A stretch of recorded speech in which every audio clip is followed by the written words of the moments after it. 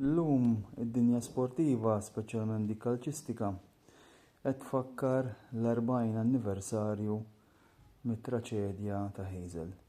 Meta qabel il-finali tat-Tazza taċ-Champions kif kienet tissejjaħ f'dak iż-żmien bejn Juventus u Liverpool ġol Belġium, seħħet traċedja li swit il-ħajja ta' 39 persuna li sfortunatament marru biex isegwu l-iktar logħba importanti f'dik l-epoka tal-istaġun u spiċċaw ma rritornawx id-dar u tilfu ħajjithom. Ovvjament, din it-traċedja flimkien ma' oħrajn bħal pereżempju dik ta' Hillsborough li għandha l-istess konnotazzjonijiet huma episodji li jiffurmaw parti mill-paġna sewda tal-futbol internazzjonali.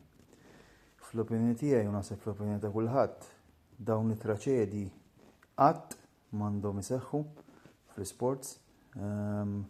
L-isports huwa passjoni li għandu jagħti pjaċir u sodisfazzjon u mhux jaħsad il-ħajja ta' individwi innoċenti sempliċiment minħabba elementi ta' traskuraġni u ksuħat. Kien episodju li ovvjament beda proċess biex fl-istadiums ta' madwar l-Ewropa kollha ikun hemm livell ħafna iktar għoli ta' sigurtà. U ovvjament huwa episodju li kif għedt jibqa' imnaqqax fl-istorja tal-futbol u aktar minn hekk jibqa' mnaqqax fl-istorja taż-żewġ klabs involuti, kemm Juventus u kemm Liverpool, speċjalment il-Juventus peress li il-maġġoranza assoluta ta' dawk li tilfu ħajjithom kienu partitarji tat-tim Taljan.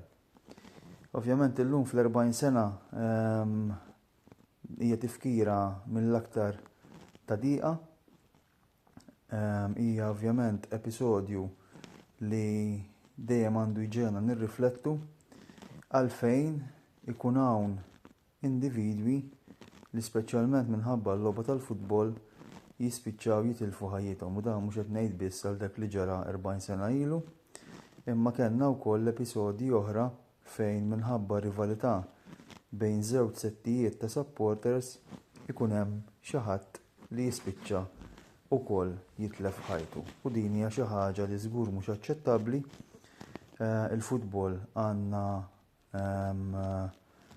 għandu jagħtina sodisfazzjon u mhux jaħsad il-ħajja ta' nies innoċenti. Jalla ovvjament dawn it-tip ta' episodji anke bil-mezzi ta' sigurtà li ovvjament matul is-snin tjiebu ferm ma jerġgħux iseħħu.